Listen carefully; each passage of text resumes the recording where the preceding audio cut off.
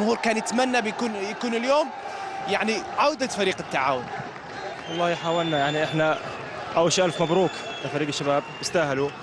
هارد لك فريق التعاون، قدمنا اللي علينا وقدر الله ما شاء فعل، وان شاء الله نوعد الجمهور ان شاء الله قدام يكون احسن ان شاء الله. ليش ما قدرتوا تحافظوا على النتيجة؟ والله ظروف المباراه هيك، فريق الشباب يعني لعب كل ما عنده وصار اللي صار، الحمد لله على كل شيء. ضربة الجزاء بصراحة يعني كانت سبب في تغير مجرى المباراة، كان ممكن أعطتكم دفعة أقوى أكيد أفضل. طبعا أكيد ضربة جزاء يعني ضاعت، لو جاءت أكيد كان غيرت مسار المباراة. نتحدث عن غيابات مهمة في فريق التعاون، نتحدث عن صلاح الدرعقان، نتحدث عن بدر الخميس، ثنائي مهم دائما متواجد في القائمة الأساسية للتعاون.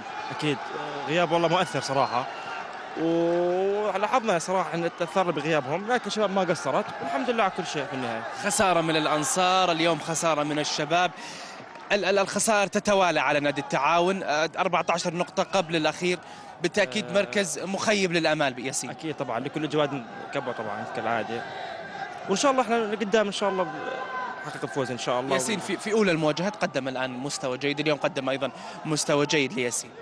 الحمد لله على كل شيء، يعني الإدارة ما قصرت معنا صريح، والحمد لله على كل شيء.